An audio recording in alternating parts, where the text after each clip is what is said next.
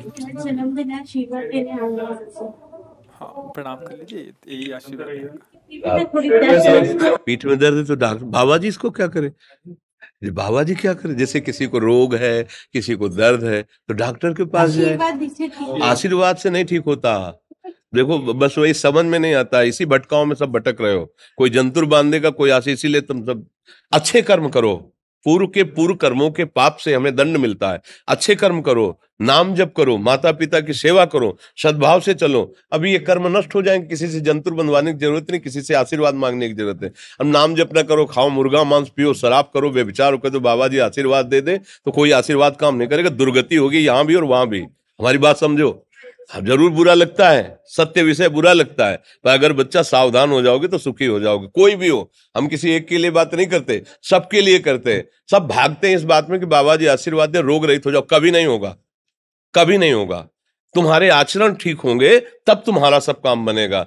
हाँ, अब देखो ना, खा रहे हैं जीवों को उबाल उबाल करके मांस, पी रहे हैं शराब, कर रहे हैं बेविचार। बुद्धि भ्रष्ट होगी और नष्ट होना पड़ेगा, क्योंकि आचरण गलत है। कोई आशीर्वाद किसी का काम नहीं करेगा। आप अच्छे आचरण करो, माता पिता की सेवा करो, परिवार की सेवा करो, समाज की सेवा करो, नाम जप करो। शरीर में कोई छोटे मोटे कष्ट आवे उनको सह जाओ। आगे चलकर आप देखो कि कैसी उन्नति होती, अच्छा होगा, मंगल होगा। इस ब्रह्म में ना किसी के आशीर्वाद से कुछ हो जाता है। हम आपको पक्की बात बताते हैं कि आज बाबा के यहाँ गए थे यार, पीठ में दर्द कम हो गया। ये तुम्हारा पुण्य लग गया, पुण्य बन गया, तुम्हारा कर्म। तुम आए ना यहाँ, तो जो जो पाग आगे धरे कोटिन यज्ञ समान, साधु दर्शन के लिए भाव से आए तो तुम्हारा वो रोग नष्ट होगा। तुम्हारे कर्म से नष्ट हुआ, तुम सत्कर्म किए ना, उससे कर नष्ट हुआ। बात समझो बच्चा, आप हमारे घर के हो सब। आशीर्वाद देने से हम कई बार कहा कि अगर तुम सुखी हो जाओ तो हम किसी से न मिले, चुपचाप अपने कमरे में बैठे केवल आशीर्वाद देते रहे सबको। लेकिन नहीं सुखी होगे। सुखी होगे तुम अपने कर्म से। को न काहू के सुख दुख कर दाता, और निज कृत कर्म भोग सुन भ्राता। हे भाई, अपने कर्म का भोग ही आपको भोगना पड़ेगा। कोई भी तुम्हारे कर्म को नहीं मिटा सकता, एकमात्र भगवान। एकमात्र भगवान, मेरी बात मान लेना। उनकी शरण में और नाम जप करो, सब ठीक हो जाएगा।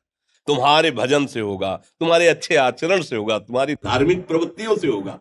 अब ये बात ना समझो तो फिर हम क्या कह सकते हैं? नहीं, हाँ, यही तुम्हारा जन्मदिन की सफलता है कि हमारी बात मान लो, राधा राधा रटो, कोई नशा मत करना, अपने माता पिता की सेवा करो, समाज की सेवा करो जितना। और जो कष्ट है वो स्थायी नहीं है। आज विपत्ति आई, कल खत्म हो जाएगी। अभी दिन है, फिर रात आ जाएगा, रात है तो दिन आ जाएगा। ये क्रम चलता रहता है, हमें निराश नहीं होना।